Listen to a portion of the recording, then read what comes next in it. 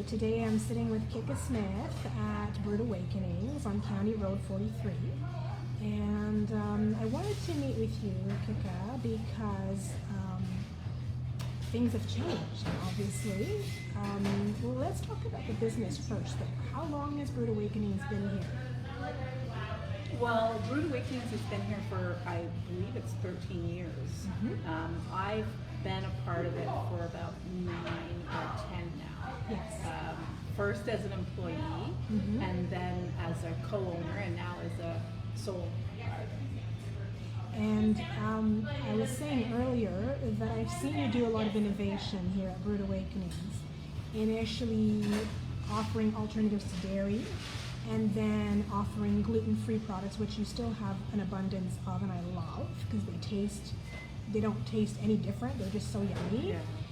And then during COVID, I saw you step up and really take charge and tell people what you were offering and how to access, and you really went on your way to keep your connection with clients and to meet them where they were. So tell me about COVID. What happened? Well, I mean, like everybody else, we got hit with the announcement that places had to close down. We were fortunate enough that we could still do takeout or delivery.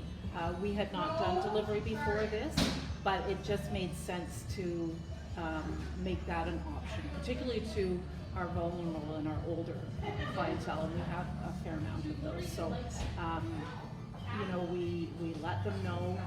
I started actually with one of my regular guys that comes in almost every single day, and he had had a stroke and he was housebound and whatnot. So his daughter comes out to see him all the time and does things for him, and she would pop in, and I said, like, I'll deliver to you. And then a week after I offered that to him, I said, I should be doing this to everybody else. So we offered to do delivery, and some became regulars that we would deliver, every couple of days or once a week or whatever. So that was really nice to be able to do that and to get out. I mean, it's nice. We were working so hard in here that to have a delivery, it was like, I get to go out. It's beautiful outside. I'm going to drive over and see somebody and chat for a minute or two, from the car to their door. And so that was very nice to be able to do that. Lovely. So now, what has changed in your shop? Well, now we're getting a little bit more back to normal because we have seating inside as well, very limited. Right. Our patio is still open. We're hoping that that's going to last a little while and that summer doesn't escape on us too quickly. Yes. The seating is available. We're still doing takeout and delivery, encouraging people to call their orders in ahead if they'd like to. It just makes it a bit easier because we can social distance in the shop fairly easily, but if you get 4 or 5 people waiting for orders, then it gets much more congested and a little bit alarming to the cabbage. So if people call ahead with their orders, then we can fill them in and have them waiting for them, and when they come in, it's easy peasy to bring them through and get their order. Okay. And have your hours changed? Yes, we had to do that. Initially, before COVID, I had 13 staff, including myself. The first few weeks we stayed with, I think it was about 6, but it became very clear early on that we weren't going to be able to keep that. So myself and my 2 daughters were working, but we weren't on payroll. Right. And then I had 2 staff that were. So essentially we went down to 2 employees and had to cut the hours because of that. And it just wasn't busy. The first 3 weeks, it was almost a ghost town along here. Yeah.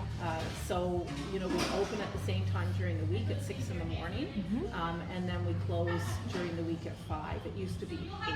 And for the time being, it's going to stay like that for a little while, just again because it's not as busy for us. And the weekend we've switched as well, so we're open at 8 o'clock in the morning and we close at 2 in the afternoon. And again, it's just because we're not as busy later on.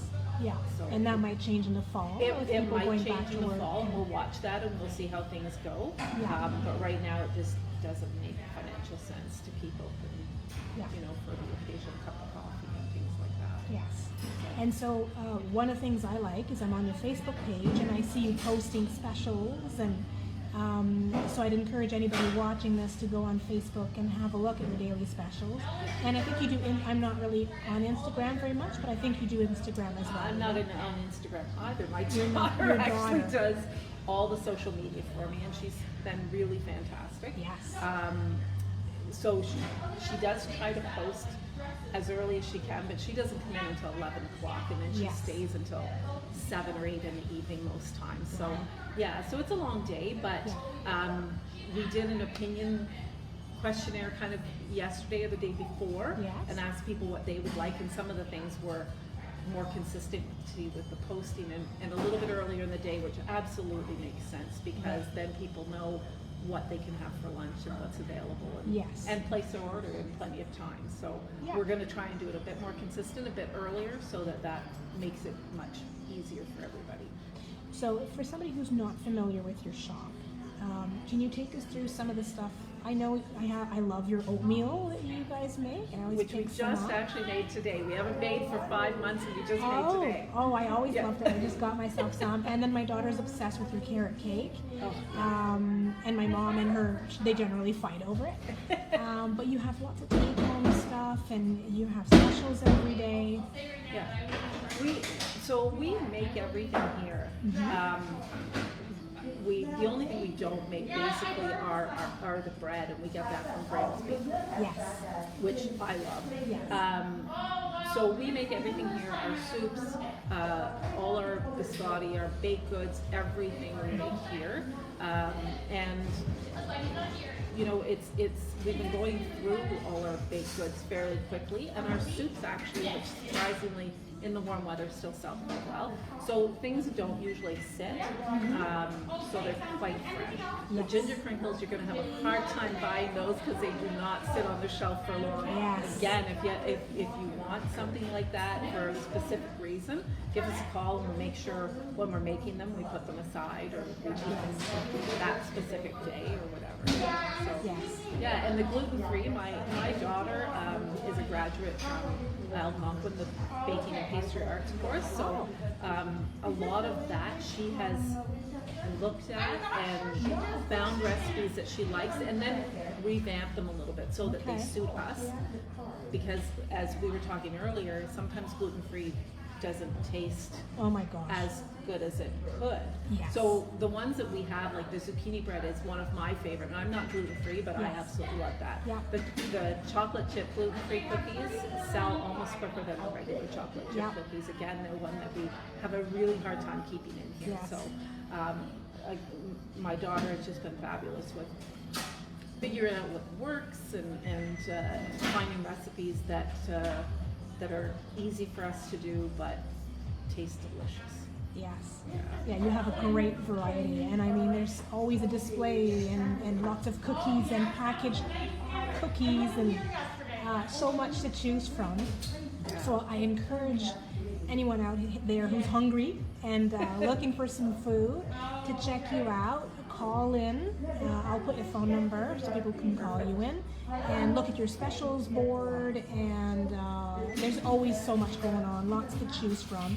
And I purposely sat you in front of your display there because they can see all those yummy cookies in the background.